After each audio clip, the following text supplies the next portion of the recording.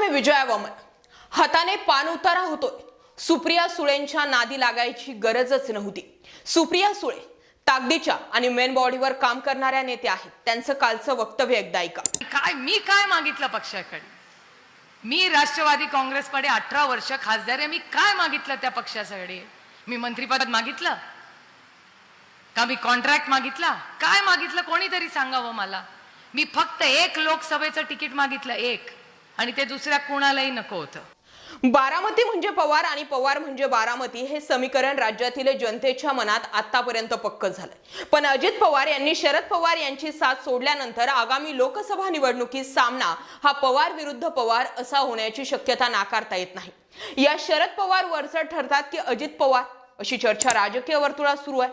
पवार कुटुंबियांचं वर्चस्व बारामतीत दिसून येत असलं तरी प्रत्यक्षात बारामती लोकसभा मतदारसंघात कोणत्या पक्षाची किती ताकद आहे आणि कोणत्या नेत्याच्या बाजूने किती आमदार उभे राहतात हे गणित महत्त्वाचं आहे. 2009 साली सुप्रिया सुळे यांनी लोकसभा निवडणुकीत भाजपच्या उमेदवार कांता नलावडे यांचा जवळपास 3 लाख मतांनी पराभव केला होता. त्यानंतर 2014 मध्ये नरेंद्र मोदी यांची लाट देशभरात होती. त्यावेळी सुप्रिया सुळे यांच्या समोर रासपच्या महादेव जानकर यांचं आव्हान होतं. ही लढत अगदी अटीतटीची झाली. केवळ 59,719 मतांनी सुप्रिया सुळे जिंकल्या होत्या. तर 2019 मधील निवडणुकीत भाजपनं आमदार राहुल कुल यांच्या पत्नी कांचन कुल यांना उमेदवारी दिली. या निवडणुकीत सुप्रिया सुळे यांचा 1,55,000 मतांनी विजय झाला होता. आमच्यावर काहीही करा, बापाचा नाद करायचा नाही, बाकी काही ऐकून घेऊ, आणि महिला आहे मी, काही छोटंसं बोललं तरी टचकन डोळ्यात पाणी येतं. म्हणजे जेव्हा संघर्षाची वेळ येते तीच महिला पदर खोचून अहिल्या होते, तीच तारा राणी होते, तीच जिजाऊ होते, असं सुप्रिया सुळेंनी म्हटलं. राष्ट्रवादी काँग्रेसमध्ये 2 गट झाल्यानंतर पहिल्याच सभेत खासदार सुप्रिया सुळे यांनी कार्यकर्त्यांना भावनिक साथ घालत ही प्रतिक्रिया दिली. 6 दशकांहून अधिक काळापासून राजकारणात असलेल्या आणि देशाचे एक ज्येष्ठ नेते म्हणून ओळख असलेल्या शरद पवारांच्या पक्षात उभी फूट पडली आणि राष्ट्रवादी काँग्रेसचा आता पुढे काय होणार असा प्रश्न सर्वांना पडला. अजित पवार यांनी थेट पक्षावरच दावा केल्यानं याची कायदेशीर लढाई तर सुरूच राहिली. पण आगामी निवडणुकीत प्रत्यक्षात निवडणुकीच्या रिंगणात पवार विरुद्ध पवार असा सामना पाहायला मिळणार याची ही चर्चा सुरू झाली.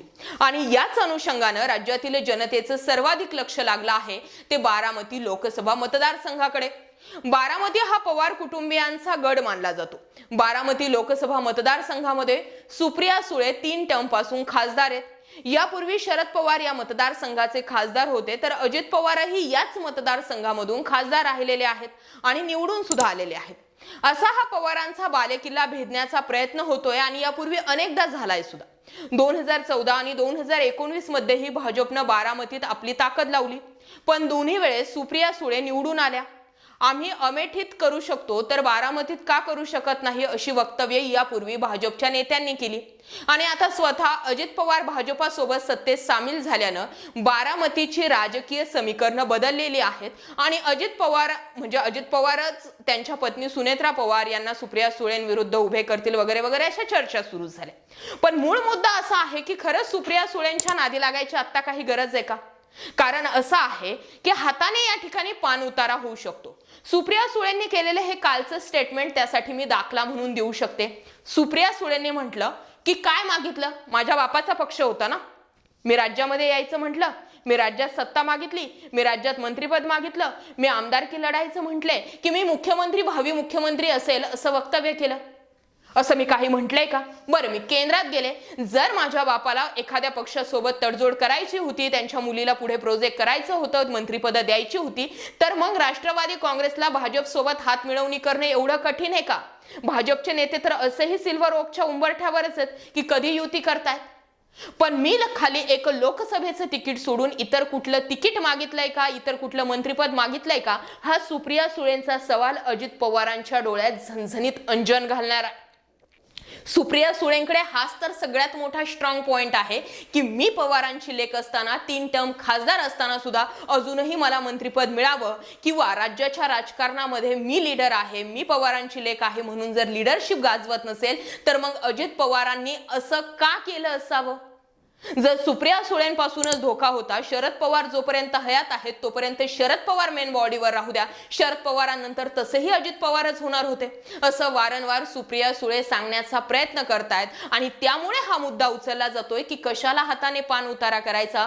सुप्रिया सुळेंकडे खूप स्ट्रॉंग पॉइंट आहेत की ज्या पॉइंटच्या बेसवरती सुप्रिया सुळे हे एक वेगळं व्यक्तिमत्व आहे आणि अजित पवार फक्त सत्तेच्या लालसेपोटी तिकडे गेलेले आहेत, ना की अंतर्गत कलहामुळे किंवा नेतृत्वामुळे, हे सांगण्याचा प्रयत्न होतो. आणि असे बरेचसे मुद्दे आहेत की जे सुप्रिया सुळेंच्या बाबतीत स्ट्रॉंग पॉइंट ठरतायत. नेहमीच पवारांची लेक म्हणून सुप्रिया सुळेंचं वजन एक वेगळं राहिलंय. शरद पवारांचं राजकारण कसंही असलं किंवा कोणत्याही डावपेचांचं असलं तरी त्या तुलनेमध्ये कधीही सुप्रिया सुळे गिनल्या गेलेल्या नाहीयेत आणि ही आणखी एक जमेची बाजू सुप्रिया सुळेंची आहे. आता जर विषय बारामतीचाच होत आहे तर अजित पवार कधीही सुप्रिया सुळेंच्या विरोधात जाण्याचा प्रयत्न करणार नाहीत. एव्हाना ते गेलेच तर अजित पवार गटामध्ये जितके काही आमदार आहेत त्यांची सुद्धा थुथू होणार आहे. ही गोष्ट खूप महत्वाची.